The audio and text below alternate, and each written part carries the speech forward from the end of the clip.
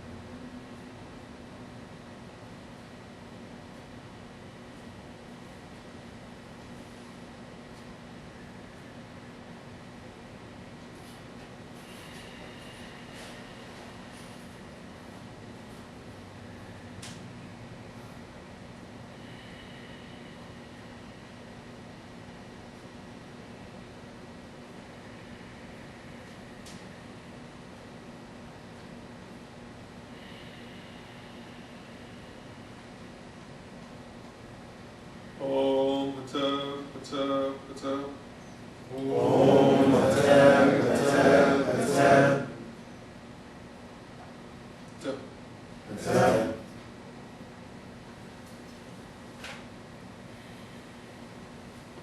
just a few final words. What we did just now was a very basic form of meditation incorporating posture, breath, sound. Another component is visualization. That will be another component to include. What I was going to present further was showing the earliest practice of meditation and practice of the postures in ancient Kemet. And some of the books that you have here have the information contained. The idea behind the meditation of planting oneself in a posture and not moving, and allowing oneself to focus on the breath, which is called shu.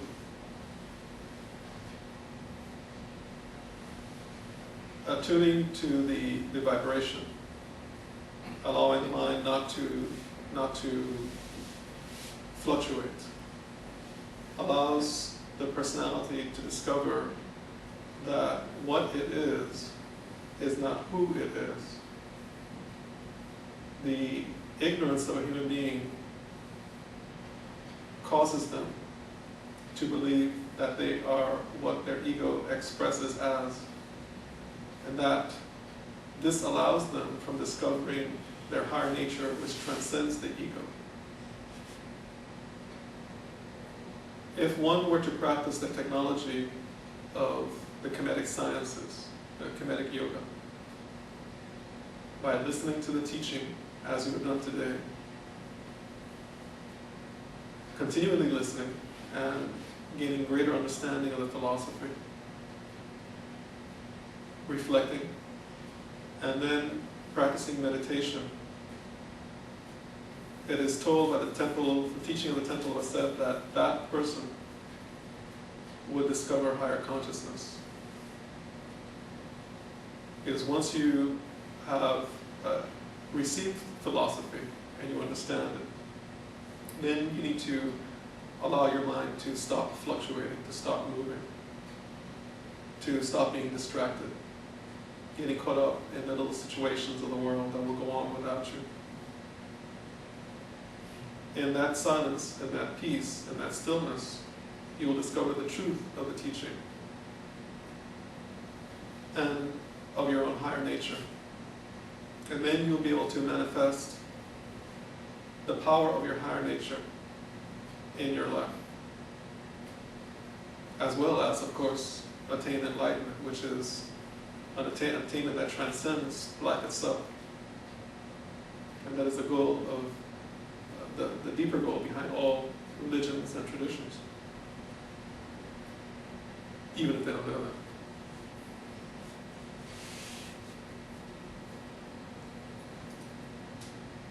So,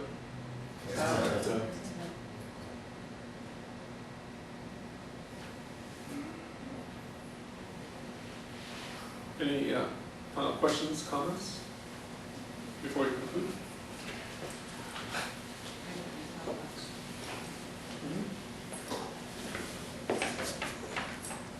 This is along the line of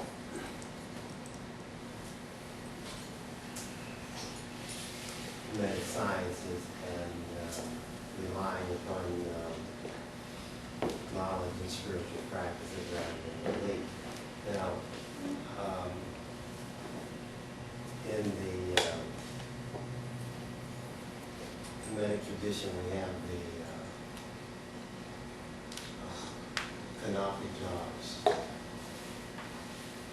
and tradition of weighing the heart.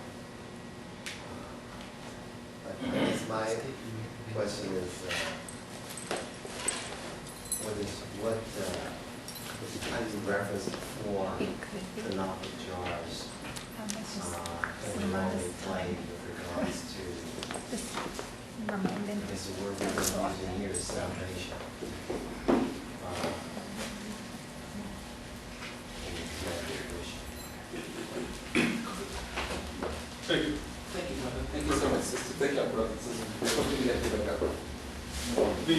the teaching related to the pecuniary practices is probably too much to go into right now. The canopic jars and the organs that are contained in the canopic jars have a certain relationship to entities and to divinities, specifically the four sons of Uru. And they relate to four goddesses and the energy that they represent. So I think I talked about it in the book Egyptian Mysteries, Volume 1. So you can go there. Yeah, and of course the weighing of the heart relates to the judgment of the soul and the perfect Uru. That's probably too much to get into right now also. But these are fundamental teachings. So I suggest that in a future lecture we can get into this. But I just want to clarify that, because oftentimes we focus on the negative expressions for a lot of the scriptures. And it seems to me that something's going on here where it's not just what you say or confess, but what the evidence is and how you live. Right. That's also being Right. So it leads us that leads us back to our conversation of ethics. But that's something we can get into. How would you apply Kemetic philosophy to deal with what just happened down in Haiti? What happened down in Haiti? That's what the How would we deal with it as far as explaining it, or how would we deal? How do you use Kemetic philosophy to help you deal with the aftermath? So again, that's another that we talked about Arya and Himon, which is karma reincarnation. That is part of the discussion we'd have to get into, a long discussion about the fate of the soul and why certain things happen to certain people. Because we can say that we're looking at the Haitians, we're still looking at the ongoing suffering of people here. Why is that? And it's part of the same reason, but which is ignorance. But to get into it deeply, that would be a whole discussion. Nobody has any concluding thoughts, or Easy questions. We want to go on all night. One quick question, it's kind of unrelated, but right. have you seen the movie Avatar? And do you have any thoughts? See again. One of those. Again. There are some good things in there, but also there are some problems. I was speaking to a lady before about it, and I think there's some problems. But we'd like to go into, for instance, just a couple of things. The idea that he's making that people are physically connected, through their tentacles, and connected to the earth, and connected to each other, and all those kinds of things. He's trying to metaphorically give an idea of the connectedness of humanity. And then when I was telling the example of when the character Sigourney Weaver, the scientist, she's fighting with the corporate guy who wants to destroy the place, and she's telling him, these are real people. They follow a real religion. This is not like voodoo. He lost me right there. Voodoo is like Kemetic. It's like the voodoo of New Orleans is something else. It's not the same voodoo as Africa. It's not the same, zombies. That's not it. That's something else. But so it's like that, like movies like The Matrix, also. Because this world can be likened to a matrix, and the reality of it, because your soul is operating through this body that lives artificially on Earth and all this kind of thing. And then in the next movie comes out your higher reality is not getting out of this dream world; it's getting into this worst place where you're a slave, and you don't have enough food to eat. It's like the Star Wars movie, you have a Force. And then it's a wonderful idea of the Force, and we have the kinetic concept of the second life energy. And then it turns out that your energy comes from these little microbes. In the next movie, It's like the kernel of truth, and then they stick in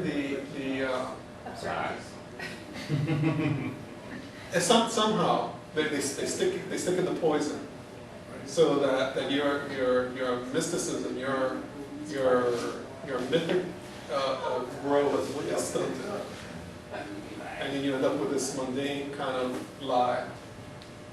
And the avatar is like that. He's trying to say something positive, but in his ignorance, he's actually stumbling over himself and saying something negative too, and muddling up the message. But I could go into many things, but I can make a comment. here you all decided. Well, I just wanted to make a comment about the importance of this presentation.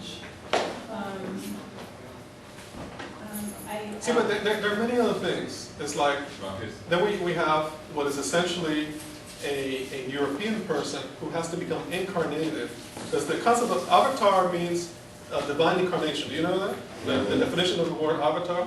So you're saying that this European person is the God who's coming to save the natives because they can't save themselves. Well, I wasn't going to talk about avatar. Okay. But I say there are many problems with the movie. And he's trying to do something positive. Same ideas in the Fifth Element too, where And the Supreme Being is this gorgeous European woman. Yeah. I just wanted to ask you, a couple of years ago I read this book about yoga for children by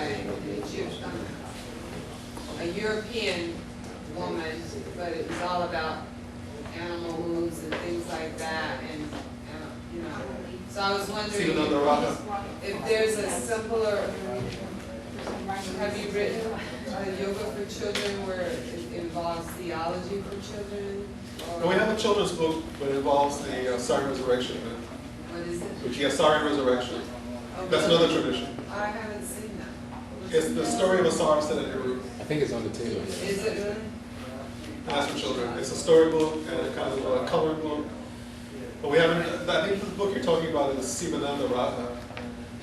She was a Canadian lady who went to study in India.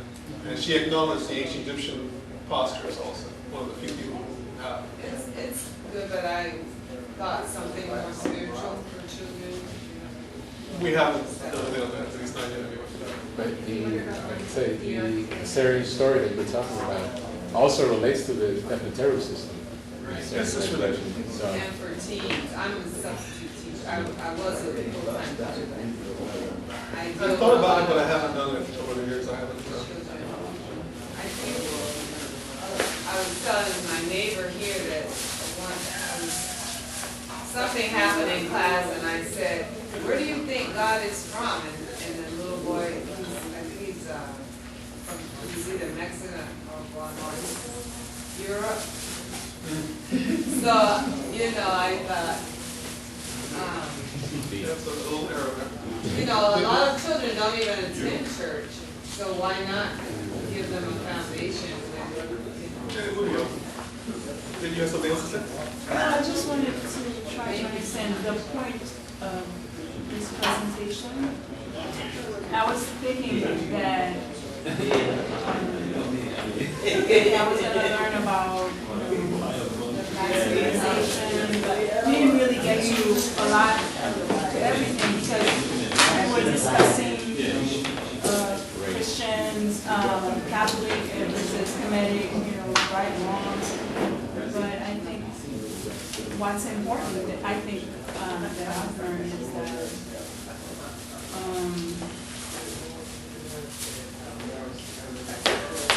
we as a people, as Black people, we have a history, and we forgot about that. And I think probably the importance of this presentation is to remind us that we came from, there was a point that we were a powerful nation, people, but if we follow their teaching, Maybe put them back in the box and I'll open it. we become enlightened, the fact that there are different races, black, Asian, it won't matter anymore. Right? That's what I think. Yes, I think that's, It's important to us That's now, what was it's wrong important today. to us now because we're looking for the truth. yeah, I think that I was saying to someone earlier that I had a lot of slides to present, but I think a lot of important discussion of what happened today was certain blockages Yeah. that prevent people from even getting what I want to present in. Exactly. So I think it's constructive. It's very constructive. Okay, so So, we want to say, Dua, thank you a million times to both Seba Ma, Seba Cha, for making the trek here. We want to thank each of you. Before you leave, a couple of points of announcement for the future reference. We do have a couple of other things happening this month at this location that you want to lock into. If you're not, if we have your emails, we have a presentation with Wayne Chandler at the end of the month. If you'd like to check that out, those of you who know who he is, know the work that he's done, you can. Tickets are available for that tonight. That's on the 28th. Do you have a 27th. website for the store? What is that? Not working on it. Oh. Working on it. I haven't been. Say again? Andy Brown? Wayne Chandler, Ancient Future. Yeah. Secondly, for those of you, we touched on it tonight, there was a mention of Martin Luther King. Just a few weeks ago on the, what was that, the 19th or 20th of January, we did a special presentation on the connection between Martin Luther King and yoga. And that presentation will be ready soon, so if you're interested in that, also let us know and we'll get that to you as soon as possible. All right? Time is what? Yoga on the Beach, Sunday at 8 o'clock. That continues for those who... Brother Kamal is on deck tomorrow. Brother Kamal is on deck tomorrow. He'll be our... All of the students, all of the Basus, please... if you haven't met, we'd like you to officially meet and that kind of stuff.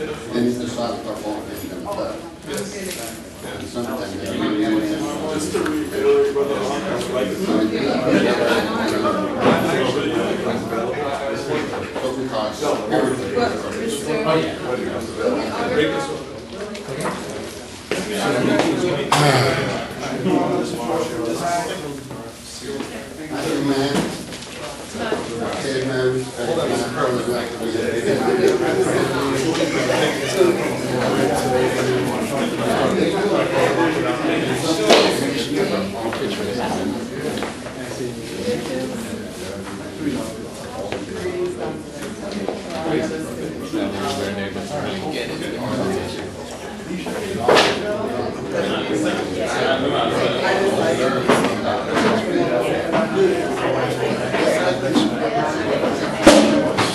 That's what it was. It shows you once you've been exposed to certain levels, certain things become not so relevant to you.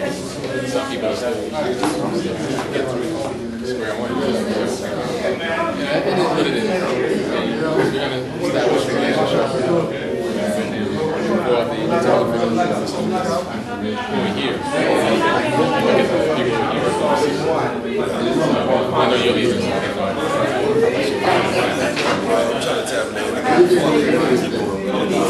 Yeah, internet.